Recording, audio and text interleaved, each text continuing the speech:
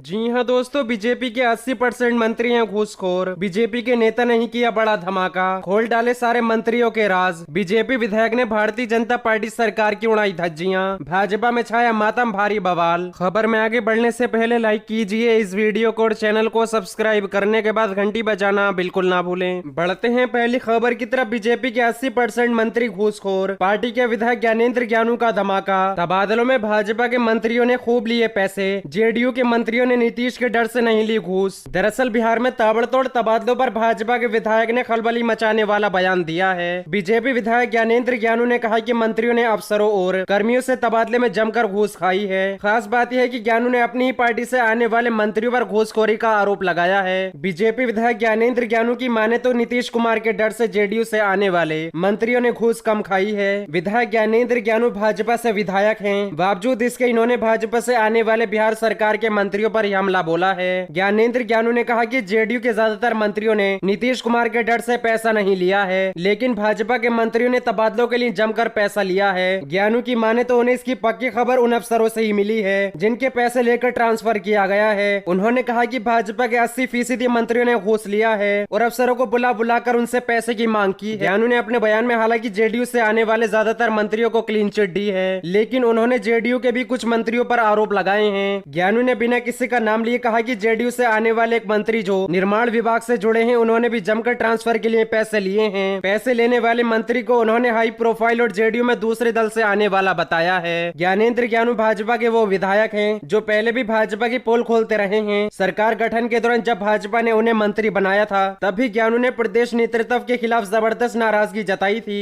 ज्ञानू ने भाजपा नेतृत्व पर मंत्री बनाए जाने में जातीय समीकरणों का ख्याल नहीं रखने का आरोप लगाया था। आज भी अपने दिए बयानों में ज्ञानू ने भाजपा केंद्रीय नेतृत्व से घूस खाने वाले मंत्रियों को हटाने की मांग की है। ज्ञानू 2015 में जेडीयू और नीतीश कुमार से बगावत कर भाजपा में शामिल हुए थे। कभी नीतीश कुमार के बेहद करीबी माने जाने वाले ज्ञानेंद्र सिंह ज्ञानू को में सम्मान नहीं मिलने के कारण पार्टी से अलग होना पड़ा था। अब जब भाजपा में भी उन्हें तवज्जो नहीं दिया जा रहा है, ऐसे में वे लगातार बगावती सुर बोल रहे हैं। इसमें खास बात यह है कि वे फिर से नीतीश कुमार के प्रति नरम दिख रहे हैं। बढ़ते हैं अगली खबर की तरफ। पूर्व मंत्री महेश शर्मा ने पेट्रोल डीजल की कीमतों का ठीकरा कांग्रेस पर फोड़ा। बोले पिछली सरकार की नीतियों के कारण बढ़ रही कीमतें। दरअसल कांग्रेस द्वारा केंद्र सरकार पर पेट्रोल और डीजल के माध्यम से करोड़ों रुपए वसूलने के आरोप पर गुरुवार को बीजेपी सांसद और पूर्व मंत्री महेश शर्मा ने पलटवार किया। महेश शर्मा ने कहा कि पेट्रोल और डीजल की कीमतों में बढ़ोतरी कांग्रेस सरकार की नीतियों के कारण हो रही है। शर्मा गुरुवार को मीडिया से बात कर रहे थे। शर्मा ने कहा कि पेट्रोल और डीजल की कीमतों में वृद्धि केवल हमारी सरकार के कारण नहीं हो रही है, इसकी वजह कांग्रेस की पूर्ववर्ती सरकारें हैं। कांग्रेस ने अपने शासन के दौरान ईंधन की कीमतों को लेकर अंतर्राष्ट्रीय मूल्य सूचकांक से जोड़ा था। इससे अब ये कीमतें किसी सरकार के नियंत्रण में नहीं है। कांग्रेस सरकार ने जो नीतियां बनाई थी उसके कारण कीमतों में वृद्धि हो रही है। जब पूछा गया कि आने वाले चुनावों में ईंधन की कीमतें बीजेपी के लिए परेशानी का सबब बनेंगी, तो कहा कि केंद्र सरकार इसके लिए पर्याप्त कदम उठा रही है। सरकार विचार कर रही है कि पेट्रोल और डीजल को भी जीएसटी के अंतर्गत लाया जा सकता है। जब भी राज्य सरकारें चाहेंगी इस मुद्दे को उठाया जाएगा। उन्होंने कहा कि जहां तक अन्य क्षेत्रों में महंगाई का सवाल है, मेरा मानना है कि केंद्र और यूपी दोनों सरकारों ने सही समय पर सही निर्णय लिया है। विशेष रूप से महामारी के दौरान स्थिति से निपटने के लिए तमाम कदम उठाए गए हैं। बढ़ते हैं अगली खबर की तरफ। एलपीजी की कीमतों में बढ़ोतरी पर राहुल गांधी बोले बस जुमलों का ही गिरा है भाव। दरअसल लोगों पर महंगाई की मार जारी है। आज ही बिना सब्सिडी वाले सिलेंडर के दाम में 25 रुपए की बढ़ोतरी की गई। ऐसे में अब दिल्ली में 14 किलोग्राम के एक सिलेंडर की कीमत 809 रुपए से बढ़कर 834 रुपए 50 पैसे हो गई है। इसको लेकर विपक्ष मोदी सरकार पर हमलावर है। कांग्रेस नेता राहुल गांधी ने एलपीजी प्राइस हैक के साथ ट्विटर पर लिखा, मोदी माया का ऐसा पड़ा प्रभाव, बस जुमलों का ही गिरा है भाव। पूर्व वित्त मंत्री और कांग्रेस नेता पी चिदम्बरम ने गैस की कीमतों में बढ़ोतरी का आंकड़ा साझा करते हुए ट्वीट किया, मोदी है तो मुमकिन है।